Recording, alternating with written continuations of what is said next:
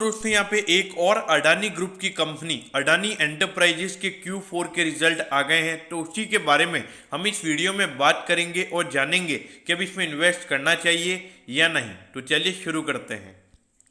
तो देखिए, सबसे पहले अगर हम यहाँ पे टोटल रेवेन्यू की बात करें तो पिछले क्वार्टर के कंपैरिजन में टोटल रेवेन्यू 16% बढ़कर 13,525 करोड़ का निकल कर आया है, जो कि देखा जाए पिछले क्वार्टर के कंपैरिजन में रेवेन्यू ग्रोथ बहुत ही अच्छा है यहाँ पर हमको नजर आता है।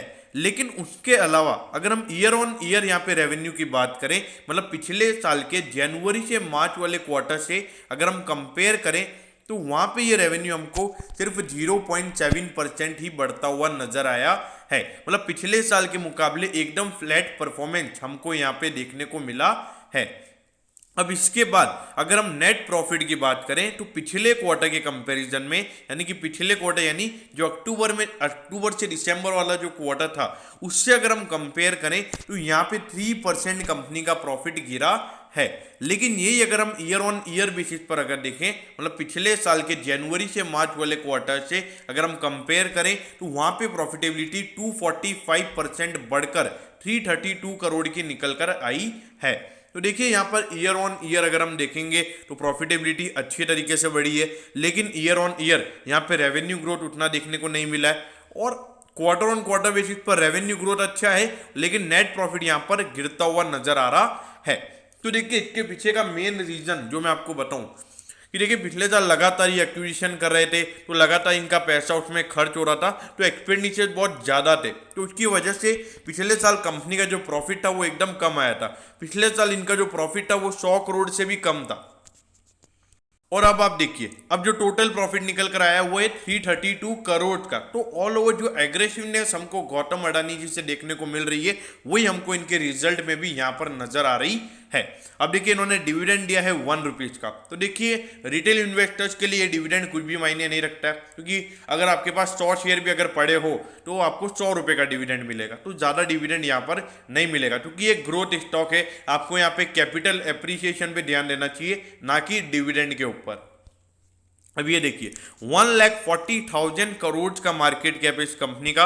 इंडस्ट्री का पीई अगर आप देखोगे 143 का है, ये आपको 187 के प्राइस टू अर्निंग रेशियो पर मिल रही है। देखिए ये हमेशा आपको प्रीमियम वैल्यूएशन पर ही मिलेगी, चाहे आप कुछ भी कर लीजिए, क्योंकि इसका मेन रीजन जो मैं आपको बताऊं कि देखिए अराउंड 74% का स्टेक अडानी ग्रुप के पास पड़ा हुआ है, तो उसके बाद मार्केट में शेयर बढ़ते नहीं है, तो जैसे डिमांड बढ़ती है जो इसका शेयर है वो 10% बढ़ जाता है। तो ये एक बहुत बड़ा इश्यू है जिसकी वजह से ये आपको प्रीमियम वैल्यूएशन पर ट्रेड होता हुआ नजर आता है।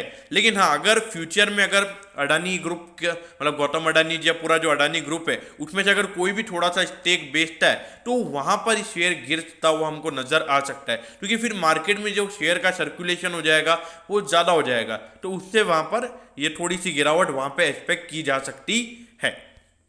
अब ये देखिए अगर हम ग्रोथ की बात करेंगे तो 2018 में आपको लगेगा थोड़ा सा रेवेन्यू गिरा है, लेकिन 2019 में रेवेन्यू बढ़ा है और 2020 में भी रेवेन्यू बढ़ा है। तो हर साल यहाँ पे ये जो बिजनेस है अराउंड 8 to 9% का रेवेन्यू ग्रोथ हमको दिखाता हुआ नजर आ रहा है।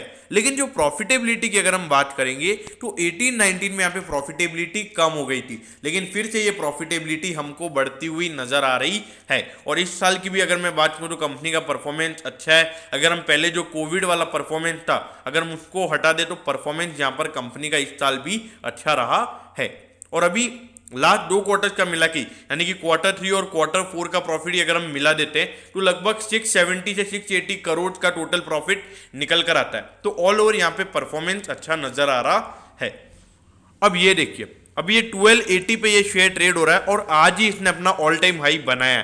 पहले इसका हाई था 1264 का, और ये देखिए आप देखिए जहाँ तक मुझे ध्यान है मैंने लॉकडाउन में तो पिछले साल अप्रैल मई में जो लॉकडाउन हुआ था तब ये शेयर अराउंड 400 या 500 के लेवल पे ट्रेड हो रहा था, और हमने इसका एनालिसिस भी बनाया था और लोगों को बोला भी था कि अडानी ग्रुप का सबसे बेस्ट शेयर कोई है तो अडानी एंटरप्राइजेस और अडानी पोर्ट मुझे नजर आता है। और अडानी एंटरप्राइजेस तो अच्छा खासा बढ़ भी गया है, लेकिन अडानी पोर्ट इतना नहीं बढ़ा है as comparison to other Adani group share.